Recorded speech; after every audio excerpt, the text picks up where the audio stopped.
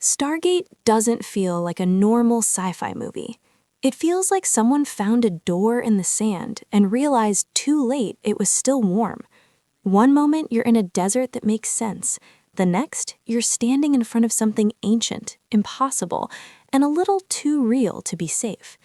But behind the mirage and the myth, this film was fighting to stay intact. James Spader nearly turned his back on the gate before someone pulled him through. The effects reached so far ahead they started bleeding into the real world, and the story almost dissolved into spectacle until the filmmakers fought to give it a soul. These are 11 weird facts about Stargate, the movie that looked like a single miracle, then became a doorway nobody could close. Number 1. The planet in Stargate feels brutal for a reason. The Egyptian world was filmed around Yuma, Arizona, where temperatures climbed past 123 degrees Fahrenheit. Not the kind of heat you push through, the kind that drains batteries, warps gear, and turns focus into a countdown. The sun didn't help the shot, it attacked it. Costumes trapped heat, metal props burned, crew members slowed down, not from laziness, but survival. Then came sand. Every step left marks that ruined wide shots. Resetting a take meant erasing the ground itself, over and over. Wind didn't cooperate either. It shifted just enough to break continuity, never enough to cool anything down. Sweat mixed with dust until everything felt like sandpaper. Faces, hands, lenses, nothing stayed clean. That pressure shows up on screen. The stillness feels tense. The space feels oppressive.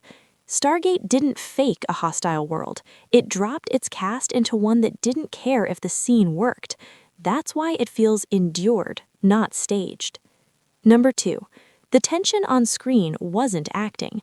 James Spader didn't love the script. He thought the dialogue felt clunky, and the tone couldn't decide what it was. Some say he took it for the paycheck. Others say the scale convinced him. Either way, the doubts didn't fade. They sharpened. He hit a breaking point and refused to leave his trailer. He believed the lines were embarrassing, the kind that stick to your name if the movie fails. That's when Kurt Russell stepped in. He listened, then answered bluntly, "Of course it's terrible. That's why you're being paid.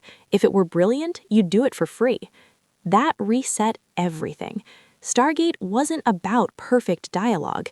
It was about selling an idea big enough to swallow the screen. Portals, gods, war, a new world. The words only had to carry you forward. Spader returned and later admitted he was glad he stayed. What almost broke the film became the foundation of a franchise. Number 3. Ra doesn't feel cold by accident. He feels like someone trapped in a body he doesn't want. That was real. Jaye Davidson never wanted an acting career. He was discovered by accident, landed The Crying Game, and suddenly had an Oscar nomination. Hollywood saw a star. He saw an exit. When Stargate came along, Roland Emmerich initially considered classical actors like Sir John Gielgud. Producer Mario Kassar pushed for Davidson instead, someone unfamiliar, unpredictable. Davidson tried to avoid it by asking for $1 million. The studio said yes. The role turned into a grind, heavy costumes, exhausting makeup, and a strange tone to balance. The production even adjusted around him, placing lines where he could see them without the camera catching it. The costume department built around his piercings instead of removing them, and somehow it worked. His discomfort became the performance. The distance felt alien. The stiffness became power. When filming ended, he walked away. No sequels, no return. He escaped the role completely, leaving behind a character that defined the film. Number 4. That helmet folding effect looked effortless. In 1994, it wasn't. It had to be forced into existence. Actors were filmed twice with motion control, one with the headdress, one without, then stitched together with fragile early morphing tech. If a single frame drifted, the illusion broke. Rendering one Stargate sequence could take a month. The effect cost around $1 million, and that cost shaped the future. When Stargate moved to television, the rule became simple: don't show it, imply it. Use shadows, cuts, sound.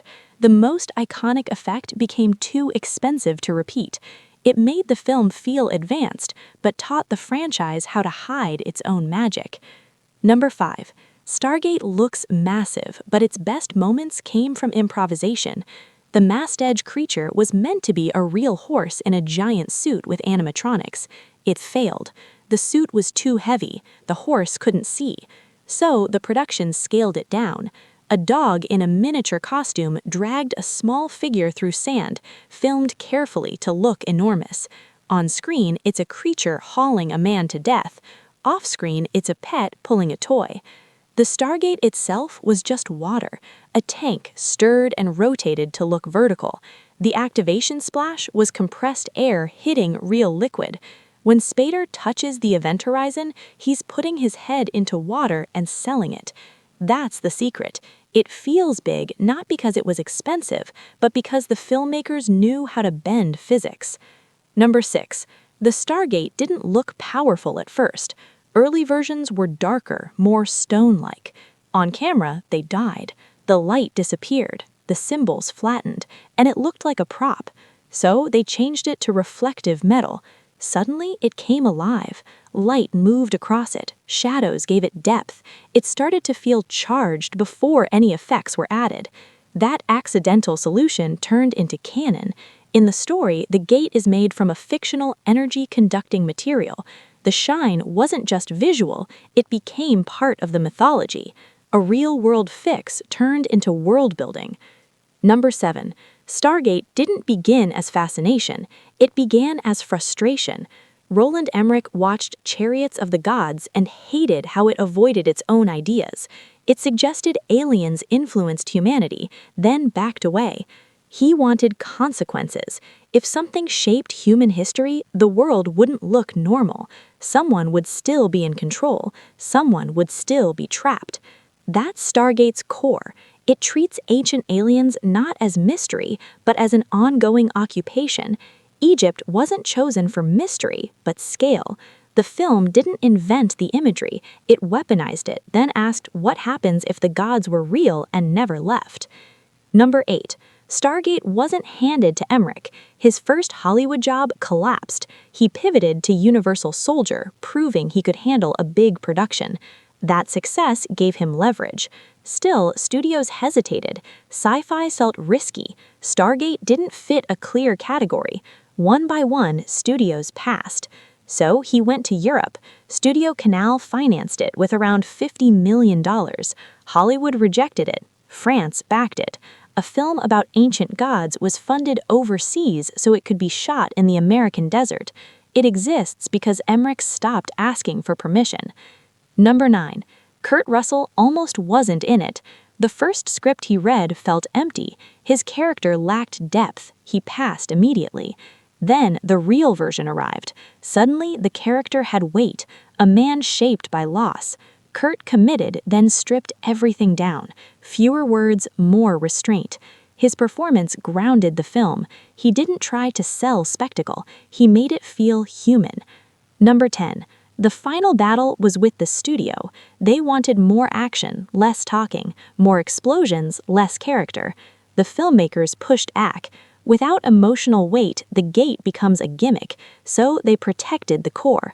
O'Neill stayed restrained. Daniel stayed intellectual. The story kept its human center. Compromises were made, more action, bigger stakes, but the balance held. The movie moves fast but stops long enough to matter. That's why it lasts. Number 11. Stargate was meant to be a complete story. Then television turned it into something bigger. Stargate SG-1 made the gate routine, missions, teams, structure. It ran for 10 seasons, expanding the mythology far beyond the film. Atlantis took it to another galaxy. Universe made it darker and more survival-driven. Books, comics, and spin-offs kept it alive. For many, Stargate isn't a movie, it's a world they lived in. Most franchises collapse under that weight. Stargate didn't. It grew beyond its origin without losing it. The film lit the fuse. Television kept it burning.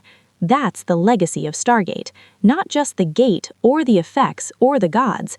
It's the idea that one discovery can rewrite everything and keep rewriting it long after the story was supposed to end. And the scariest part of a doorway isn't what's on the other side, it's realizing you can't close it again.